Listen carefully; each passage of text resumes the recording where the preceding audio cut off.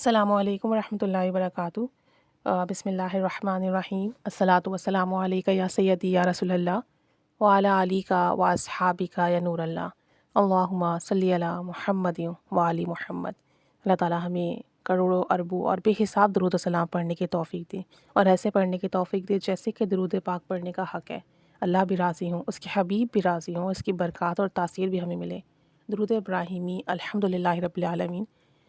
Videos دیکھ کر سن کر بہت سارے لوگ پڑھ رہے ہیں، اور بہت زیادہ مسئلے حل ہو رہے ہیں، پریشانیاں ختم ہو رہی ہیں، کام بن رہے ہیں۔ ایک بہن نے ابھی اپنا ریسنٹلی ایکسپیرینس شیئر کیا ہے درود ابراہیمی کا، اور ایکسپیرینس کچھ اس طریقے سے ہے کہ وہ فائنینشلی بہت سفر کر رہی تھیں۔ ان کی جو اولاد، ان میں ایک اولاد تو ہینڈی کیپ ہے، تو اس کی بھی ساری چیزیں دیکھنا ہوتی ہیں۔ پھر ہسبینڈ کا کام ختم ہو گیا، اب بڑی پریشانی بنی ہوئی تھی۔ اب گھر میں کوئی دوسرا سورس آف انکم تھا نہیں، ہسبینڈ کی کام اس وقت تھا نہیں بالکل بھی، تو کہتی ہیں کہ اتنے بھی ہمارے پاس پیسے نہیں تھے کہ ہم گراسری کر سکیں، بیسک نیڈ پوری کر سکیں، اور 2-3 مہینے اسی کنڈیشن میں گزرے، بہت پریشانی تھی۔ اچھا، ان کا یہ انڈیا سے بلانگ کرتی ہیں، اور انڈیا میں جس ریجن میں یا جس جگہ پر یہ ہیں، وہاں پہ گورنمنٹ نے ایک فیسلٹی دی ہوئی تھی کہ جو لیڈیز جن کا کوئی کمانے والا نہیں ہے، فائنینشیل ایشوز ہیں، تو ان کو سمجھ لیں کہ فائنینشیل ایڈ کے طور پہ 1500 ملتے تھے۔ لیکن ان کا پرابلم یہ تھا کہ آدھار کارڈ یا NIC کا تھوڑا ایشو تھا، جس کی وجہ سے وہ پیسے ان کے اکاؤنٹ میں نہیں آ رہے تھے۔ ساتھ میں انہوں نے ایک اور اسکیم میں پارٹ لیا ہوا تھا، وہاں سے ان کو 1900 روپیز ملتے تھے، تو وہ بھی اسٹاپ ہوئے تھے just because of this reason کہ ان کا یہ کارڈ پراپر نہیں تھا۔ اب ظاہر سی بات ہے، ان کو اس اسکیم میں کرنے کے لیے اور ویریفیکیشن کروانے کے لیے پیسے لگانے تھے، جانا پڑتا، تو وہ کافی دور تھا آفس وغیرہ، تو فیئر کے پیسے، پھر ویریفیکیشن کے پیسے۔ اب ان کے پاس اتنے پیسے بھی نہیں تھے کہ جا کے ویریفیکیشن بھی کروا پاتی، تو یہ بہت اس وقت پریشانی کے عالم میں تھیں۔ اب انہوں نے جو رابطہ کیا ان بہن سے، ان کو بتایا اپنے حالات سارے، تو انہوں نے کہا کہ آپ درود ابراہیمی پڑھیں۔ جو بہن ہمیں مشاہدے بھیجتی ہیں، تو انہوں نے ان کو بتایا کہ آپ درود ابراہیمی پڑھیے، اس کی منت لے لیجئے اور پڑھنا شروع کیجیے، اللہ تعالیٰ کرم فرمائے گا۔ تو پھر انہوں نے 2 رکعت نماز نفل حاجات کے پڑھ کے 11,000 مرتبہ درود ابراہیمی پڑھنے کی نیت کی، اور انہوں نے کوئی تعداد فکس نہیں کی، روزانہ یہ جتنا پڑھ سکتی تھیں انہوں نے پڑھا باوضو توجہ دھیان سے، اور رات میں 2 رکعت نماز نفل پڑھ کے، اور جتنا دن میں پڑھا ہوتا وہ سب ہدیہ کر دیتی۔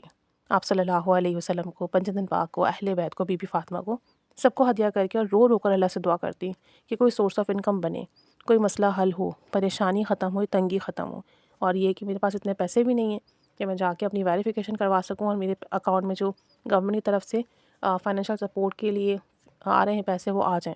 تو کچھ بھی نہیں تھا، بڑی پریشان تھی، درود پاک پڑھتی رہیں، دعا کرتی رہیں، مسئلہ حل نہیں ہوا، اور 11,000 درود پاک پورا ہو گیا ان کا۔ اب جس دن آخری دن تھا، انہوں نے ہدیہ کیا اس دن، تو بتاتی ہیں کہ ان کے جو بھائی ہیں، ان کے جو بھانجے ہیں، سوری، وہ باہر جاب کرتے ہیں دبئی وغیرہ پہ، تو وہ آئے ہوئے تھے، اور ان کو پتہ بھی نہیں تھا وہ آئے ہوئے ہیں، ان سے ملنے بھی نہیں آئے۔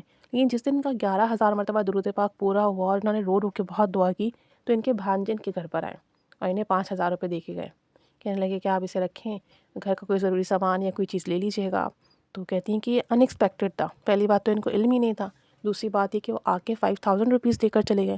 کہتی ہیں کہ یہ میرے لیے بالکل ان ایکسپیکٹڈ تھا، اور پھر دوسری بات یہ کہ ان کے اکاؤنٹ میں 1,500 روپیز آ گئے جو گورنمنٹ کی طرف سے تھے، جبکہ ابھی ان کی ویریفیکیشن نہیں ہوئی تھی، اور یہ ان کے لیے بالکل ہی ان ایکسپیکٹڈ تھا، کیونکہ یہ پاسبل ہی نہیں تھا۔ کافی سارے لوگوں کی وہاں ویریفیکیشن رکی ہوئی تھی، کیونکہ ہمیں پتہ ہے کہ گورنمنٹ اگر کوئی پالیسی دیتی ہے، اب وہ دے رہی ہوتی ہے نیڈی پیپل کے لیے، لیکن یہاں پر ہی ہوتا ہے کہ ہم لوگ وہ بھی اویل کر رہے ہوتے ہیں، لوگ جو ڈیزرو نہیں کرتے ہیں۔ تو وہاں پہ بھی یہ تھا کہ بہت سارے ایسے لوگوں نے یہ پالیسی، یہ اسکیم میں پارٹیسپیٹ کیا، اور گورنمنٹ سے پیسے لینا شروع کیے جو ڈیزرو نہیں کرتے تھے۔ تو اس لیے گورنمنٹ نے پالیسی لگا دی تھی کہ آپ اپنا NIC کارڈ اور دوسری چیزیں سبمٹ کروائیں، ویریفیکیشن کروائیں، تاکہ گورنمنٹ کو پتہ چل جائے کہ ہاں یہ نیڈی ہیں اور یہ نیڈی نہیں ہیں۔ تو جو نیڈی نہیں ہوں گے، جن کو ضرورت نہیں ہوگی، ان کی وہ اسٹاپ کر دیں گے، اسکالرشپ کہہ لیں یا جو بھی ہے فائنینشیل ایڈ کہہ لیں، اور جو نیڈی ہیں صرف ان کو ہی ملے گی۔ تو اس وجہ سے ان کی ویریفیکیشن رکی ہوئی تھی۔ تو کہتی ہیں کہ بغیر ویریفیکیشن کی ان کے اکاؤنٹ میں 1,500 روپیز آ گئے، اور یہ واقعی آپ کہہ لیں کہ ایک بڑی بات ہے کہ گورنمنٹ ایک کام کر رہی ہے اور ایک پروسیس چل رہا ہے، اور وہ پروسیس ان کا ہوا بھی نہیں ہے، لیکن درود ابراہیمی پڑھنے کی برکت سے اس طرح سے ان کی غیبی مدد ہوئی۔ غیبی مدد تو اسی کو کہتے ہیں نا، کہ وہ چیز ہو جائے جو آپ ایکسپیکٹ ہی نہیں کر رہے ہو، ان ایکسپیکٹڈ ہو، ان یوزول ہو، دوسروں کے جو معاملات ہیں ان سے ڈفرینٹ ہوں۔ تو کہتے ہیں کہ اس طریقے سے جب ان کا کمپلیٹ ہو گیا پھر ان کی ہیلپ ہوئی. اب انشاءاللہ تعالیٰ یہ مزید پڑھیں گی تو اللہ تعالیٰ ان کے لیے کوئی پرماننٹ سورس آف انکم بھی بنائے گا، ان کا مسئلہ بھی انشاءاللہ تعالیٰ حل ہوگا. تو دیکھیں ہمارا کام پڑھنا ہے، توجہ دھیان سے پڑھیں، دعا کریں، روئیں اللہ کے آگے، اللہ سے مانگیں. کہتی ہیں کہ انہوں نے رو کر اللہ سے دعا کی کہ اللہ، آپ صلی اللہ علیہ وآلہ وسلم نے فرمایا کہ جو مانگنا ہے اللہ سے مانگو، تو میں تجھ سے مانگ رہی ہوں مالک، اگر تو نہیں دے گا تو کون دے گا؟ اور اگر مجھے کسی اور کے در پر جا کر ہی بیٹھنا ہے اور کسی اور سے ہی مانگنا ہے تو پھر میں کیا کروں، کہاں جاؤں؟ میں تو تجھے سے مانگوں گی. کہتے ہیں کہ اس طرح رو کر انہوں نے اللہ سے دعا کی اور اللہ نے ان کی فریاد سنی. تھوڑا بہت انتظام ہو گیا، انشاءاللہ تعالیٰ مزید پڑھیں گی، مزید دعا کریں گی، مزید پرابلم حل ہوگا اور کوئی پرماننٹ سورس بھی انشاءاللہ تعالیٰ بن جائے گا. آپ سب بھی ان کے لیے دعا کریں کہ اللہ تعالیٰ ان کے مسئلے حل کریں، بلکہ سب کے مسئلے حل ہوں. اگر کوئی فائنینشیل کرائسس میں آ جائے تو پھر بس نہ پوچھیں، اللہ تعالیٰ سب کے لیے آسانی فرمائے، سب کی پریشانیاں حل فرمائے، سب پر کرم کے فیصلے ہوں اور سب کی غیبی مدد ہو. آمین.